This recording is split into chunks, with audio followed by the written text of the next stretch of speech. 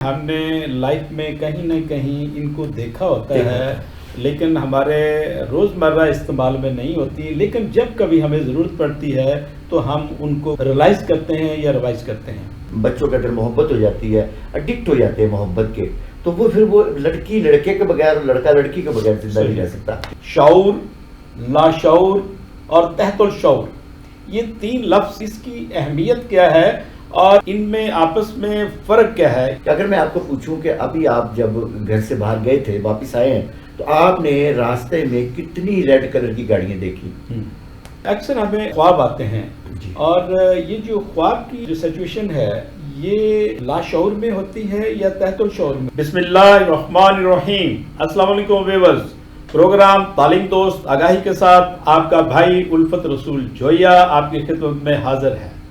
नाज़रीन, हम बेहतरीन कौम की तश्कील के लिए मैदान अमल में हैं और मुख्तलिफ मौज़ूआत पर आपसे गाहे बगाहे गुफ्तगू करते रहते हैं। और इसमें जो बेहतरीन शख्सियात हैं जिनका मुख्तलिफ अमूर पर और मुख्तलिफ शोबाजात पर उनका अबूर है, उनसे आपकी मुलाकात करवाते रहते हैं। तो आज का हमारा प्रोग्राम माइंड साइंस पर है और इस वक्त माइंड साइंस के बहुत ही माहिर स्कॉलर जनाब राव मोहम्मद असलम खान साहब हमारे दरमियान मौजूद हैं। हम उनसे गुफ्तगू करेंगे। जनाब राव साहब, अस्सलाम वालेकुम। जी वालेकुम सलाम जी, वेलकम। बेस्ट नेशन के स्टूडियो में आपको दोबारा खुश आमदीद कहते हैं। थैंक यू वेरी मच जी। राव साहब, मुझे ये बताइए कि अक्सर हम सुनते हैं शऊर, लाशऊर और तहतुल शऊर, ये तीन लफ्ज़ हम अक्सर सुनते हैं। इसकी अहमियत क्या है और इनमें आपस में फ़र्क क्या है? इस पर ज़रा एक तफसीली रोशनी डालिएगा। जी मियाँ साहब, ये तो समझे कि माइंड साइंस ही स्टार्ट ही यहाँ से होता है ना। क्योंकि जो ब्रेन के तीनों हालतें हैं, ये एक है शऊर, कि इस वक्त हम शऊर में हैं। शऊर से मुराद ये होता है कॉन्शियसनेस। इससे मुराद ये है कि मैं अपने बारे में क्या जानता हूँ और इस कायनात के बारे में क्या जानता हूँ और इसमें बसने वाली जो चीज़ें हैं, जो इंसान हैं, जानवर हैं, परिंदे हैं, पौधे हैं, उनके बारे में मैं क्या जानता हूँ। तो ये जो जानना होता है और चीज़ों के बारे में, ये शऊर है हमारा। जब हम किसी भी तरह से शऊर में ना रहें और शऊर में थोड़ा सा हों भी, यानी शऊर में मुकम्मल तौर पे ना हों और शऊर में थोड़ा सा हों भी, तो इसको बेसिकली लाशऊर कहते हैं।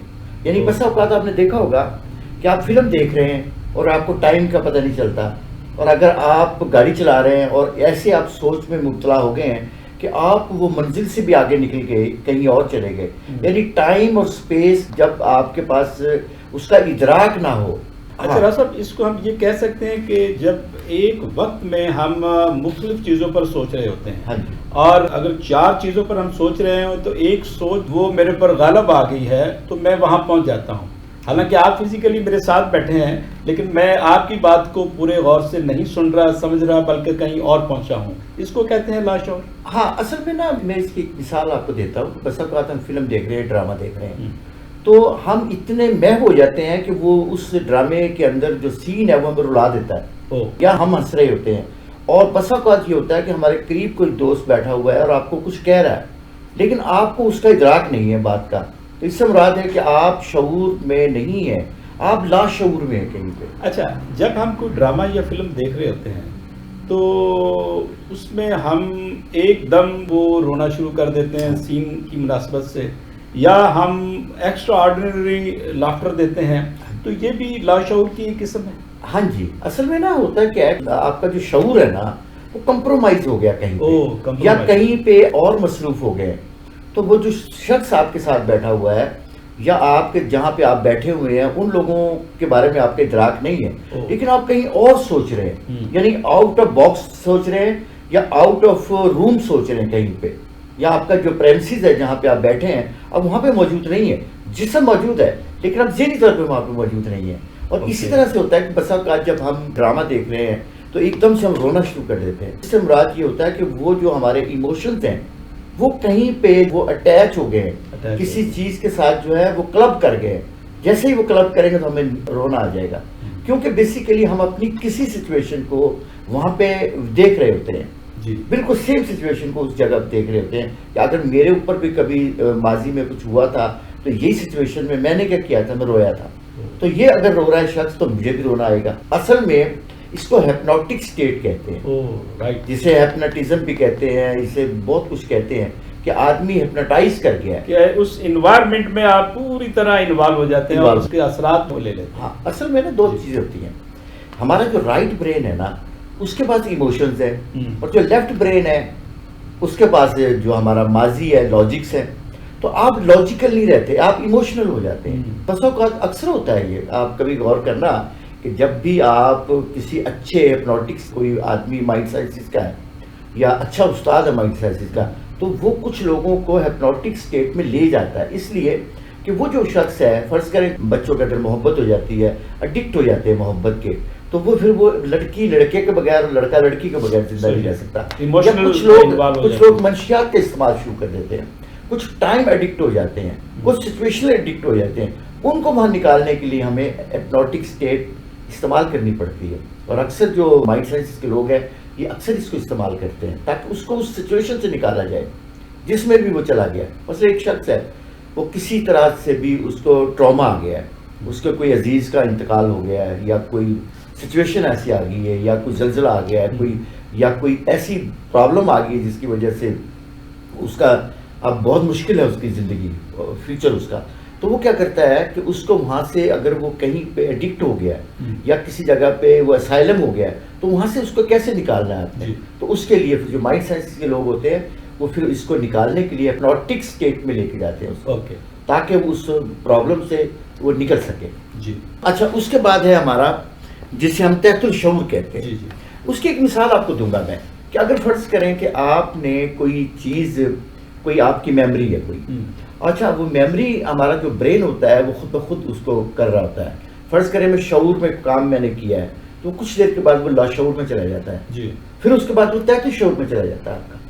وہ جو آپ کا جو میموری آپ نے بنائی ہے موقع کے مطابق، جو سچویشن کے مطابق ہے، پھر آہستہ آہستہ وہ تحت الشعور میں چلی جاتی ہے، اور پھر آپ کبھی زندگی کے کسی حصے میں اس کو لینا چاہیں گے تو آپ کو مل جائے گی، وہ میموری پڑی ہوگی۔ میں ایک مثال آپ کو دے رہا ہوں کہ اگر میں آپ کو پوچھوں کہ ابھی آپ جب گھر سے باہر گئے تھے، واپس آئے ہیں، تو آپ نے راستے میں کتنی ریڈ کلر کی گاڑیاں دیکھی، وہ آپ کے تحت شعور میں کہیں پڑی ہوئی ہیں، تو آپ اس کو ریٹریو کریں گے، برین کو وہاں لے کے جائیں گے، پھر اس میں سے دیکھیں گے سارے وقت میں نے کون کون سے وقت پہ کون کون سی دیکھی ہے۔ یا میں آپ سے یہ پوچھتا ہوں کہ اچھا یہ بتائیں کہ میاں صاحب آپ نے اپنی پوری زندگی میں ریڈ کلر کی کتنی گاڑیاں دیکھی ہیں؟ تو آپ کچھ گاڑیوں کے نمبر، کچھ گاڑیوں کی سائز، کچھ گاڑیوں کے مارک مجھے بتائیں گے کہ یہ گاڑیاں اس جگہ پہ میں نے دیکھی تھی۔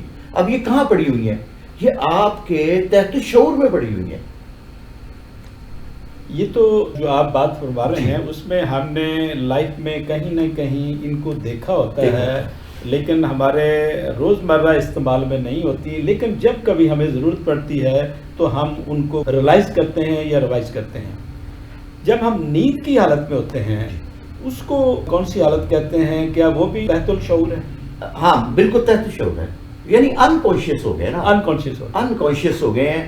اب آپ کو اپنا بھی شعور نہیں ہے، آپ کو جہاں پہ آپ سوئے ہوئے وہاں کا شعور بھی ختم ہو گیا ہے، ٹائم اور سپیس بھی ختم ہوگی، اور آپ کی جو انا ہے وہ بھی معطل ہو گئی ہے۔ اور نہ آپ گناہ کر سکتے ہیں، نہ کوئی ثواب کر سکتے ہیں، نہ کوئی مذہبی کتاب پڑھ سکتے ہیں، نہ آپ کسی سے کوئی واسطہ رکھ سکتے ہیں، آپ کا کوئی تعلق نہیں ہے۔